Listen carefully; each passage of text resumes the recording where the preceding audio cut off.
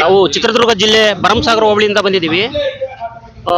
ಕ್ರಾಂತಿಕಾರಿ ಪಾದಯಾತ್ರೆ ಒಳ ಮೀಸಲಾತಿ ಸಮಾವೇಶಕ್ಕೆ ಚಿತ್ರದುರ್ಗದಿಂದ ಸುಮಾರು ಭೀಮ ಸೈನಿಕರು ಬಂದಿದ್ದಾರೆ ಬೆಂಗಳೂರಿಗೆ.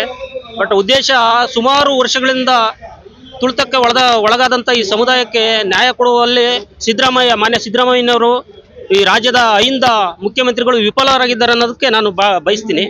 ಬಟ್ ಉದ್ದೇಶ ಇಷ್ಟೇ, ಈ ಒಳ ಮೀಸಲಾತಿ ಎಂಬುದು ನೊಂದವರ ಪಾಲಿನ ಒಂದು ಪ್ರತಿಫಲ.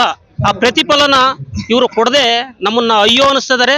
ಅವರಿಗೆ ನೊಂದವರ ಈ ಮನಸ್ಸು ಶಾಪ ಸುಮ್ಮನೆ ಬಿಡಲ್ಲ. ದಯಮಾಡಿ ಒಳ ಮೀಸಲಾತಿನ ಆದಷ್ಟು ಬೇಗ ಜಾರಿ ಮಾಡಿದರೆ ಬಾಬಾ ಸಾಹೇಬ್ ಅಂಬೇಡ್ಕರ್ ಅವರ ಫೋಟೋವನ್ನು ಪ್ರತಿ ಮಾದಿಗರ ಮನೆಯಲ್ಲಿ ಹೆಂಗೆ ಇಟ್ಕೊಂಡು ಪೂಜೆ ಮಾಡ್ತಾರೋ ಅದೇ ರೀತಿಯಾಗಿ ನಿಮ್ಮ ಫೋಟೋ ಇಟ್ಕೊಂಡು ಪೂಜೆ ಮಾಡ್ತಾರೆ.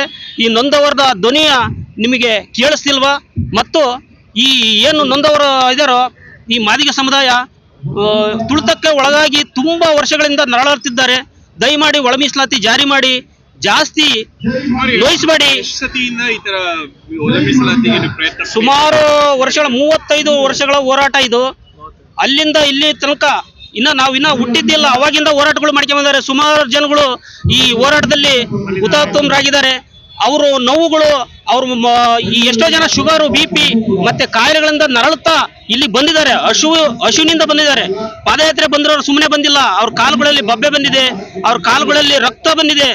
ಆ ರಕ್ತದ ನೋವುಗಳು ನಿಮಗೆ ತಟ್ಟುತ್ತವೆ, ಬಿಡೋದಿಲ್ಲ. ದಯಮಾಡಿ ತೊಟ್ಟದಕ್ಕಿಂತ ಮುಂಚೆ ಒಳ ಮೀಸಲಾತಿ ಜಾರಿ ಮಾಡಿ ಅಂತ ನಿಮ್ಮಲ್ಲಿ ಮನವಿ ಮಾಡ್ಕೊಂತ ಇದ್ದೀನಿ. ಜೈ ಮಾದಿಗ, ಜೈ ಭೀಮ್. ಅಣ್ಣಪ್ಪ ಅಂತ ಹೇಳ್ಬಿಟ್ಟು ಚಿತ್ರದುರ್ಗ ದಲಿತ ಸಂಘರ್ಷ ಸಮಿತಿ ಮೀಸಲಾತಿಯಿಂದ ಬಂದಿದ್ದೀವಿ.